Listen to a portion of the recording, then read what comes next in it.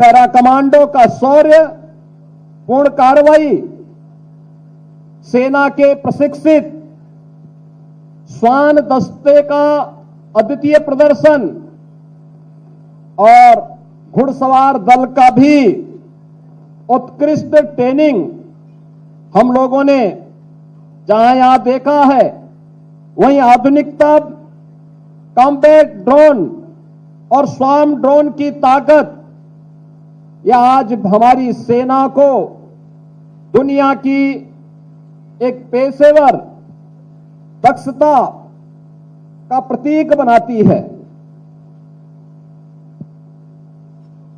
इस कार्यक्रम में तीनों सेनाओं द्वारा ज्वाइंटमैनशिप और इंटीग्रेशन के माध्यम से जो बेहतरीन तालमेल का समन्वय प्रस्तुत किया गया है, वह हमारी सैन्य बलों की बढ़ती हुई सैन्य ताकत के साथ ही राष्ट्रीय सुरक्षा ढांचे के प्रति 140 करोड़ भारतवासी को आश्वस्त भी करती है।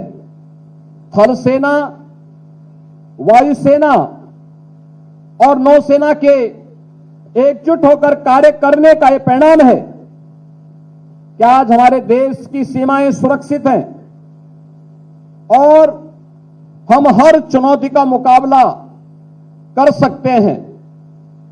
हमें याद रखना चाहिए कि हमारे सशस्त्र बल केवल एक रक्षा ढांचा मात्र नहीं, बल्कि यह हमारी राष्ट्र की सुरक्षा की एक मजबूत नींव भी है।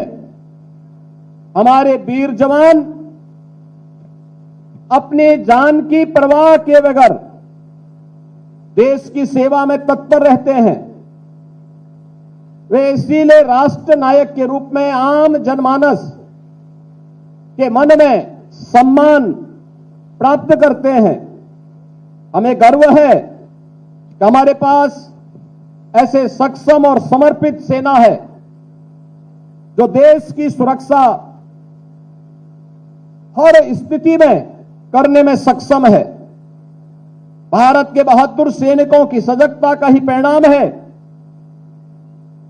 कि आज विपरीत परिस्थितियों के बावजूद भारत पूरी मजबूती के साथ अपनी सीमाओं की सुरक्षा करने और बड़े से बड़े षड्यंत्र को विफल करने में सक्षम है।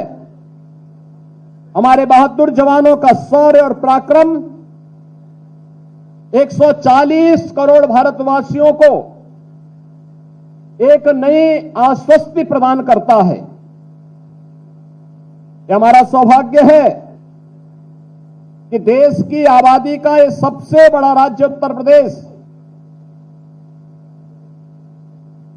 25 करोड़ की आबादी हमारे देश की इस राज्य में निवास करती है और यह वीरों की भूमि है। देश की सुरक्षा के लिए हर युद्ध में हमारे नौजवानों ने महत्वपूर्ण योगदान दिया है। अनेक वीरों ने अपने शौर्य और पराक्रम से देश और प्रदेश का गौरव बढ़ाया है। प्रदेश सरकार सेवारत सैनिकों, सेवानिवृत्त सैनिकों और वीर नारियों के कल्याण के लिए पूरी प्रतिबद्धता के साथ कार्य कर रही है।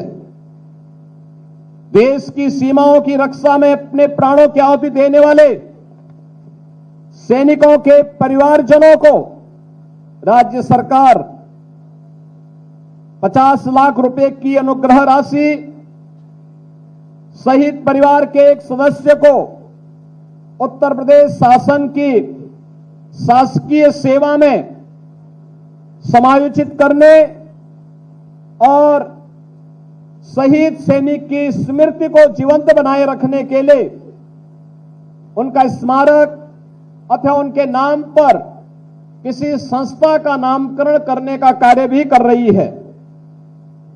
हम सब जान रहे हैं कि गत 10 वर्ष के अंदर आदरणीय प्रधानमंत्री श्री नरेंद्र मोदी जी के नेतृत्व में भारत रक्षा उत्पादन के क्षेत्र में आत्मनिर्भरता के लक्ष्य को प्राप्त करने के लिए तेजी के साथ आगे बढ़ा है। फरवरी 2018 में लखनऊ में आयोजित इन्वेस्टर समिट में आदरणीय प्रधानमंत्री जी ने देश के अंदर 2 डिफेंस मैन्युफैक्चरिंग कॉरिडोर की घोषणा की थी। उसमें से एक उत्तर प्रदेश में 6 नोड पर स्थापित हो रहा है। प्रदेश सरकार ने इन 6 के 6 नोड पर रक्षा मंत्रालय के साथ बेहतरीन तालमेल स्थापित करते हुए कार्य को आगे बढ़ाया है। डिफेंस इंडस्ट्रियल कॉरिडोर में लखनऊ में डीआरडीओ, ब्रह्मोस का और झांसी नोड में भारत डायनेमिक्स लिमिटेड द्वारा 2 महत्वपूर्ण परियोजनाओं को स्थापित करने की कार्रवाई तेजी के साथ आगे बढ़ रही है। इन परियोजनाओं से देश की सैन्य शक्ति मजबूत होगी और राष्ट्रीय सुरक्षा को भी बल मिलेगा। आधुनिकतम उपकरण और तकनीक का विकास भारत की ही धरती पर होगा, जिससे हमारी सेना और भी मजबूत होगी। राष्ट्र रक्षा के इन प्रयासों में उत्तर प्रदेश सदैव अग्रणी भूमिका का निर्वहन करेगा। डिफेंस कॉरिडोर से प्रदेश के युवाओं को व्यापक स्तर पर रोजगार के अवसर भी सुलभ हो रहे हैं। प्रदेश की राजधानी लखनऊ में फरवरी 2020 में डिफेंस एक्सपो का सफल आयोजन किया गया। डिफेंस कॉरिडोर में निवेश की दृष्टि से आयोजन अत्यंत महत्वपूर्ण सिद्ध हुआ।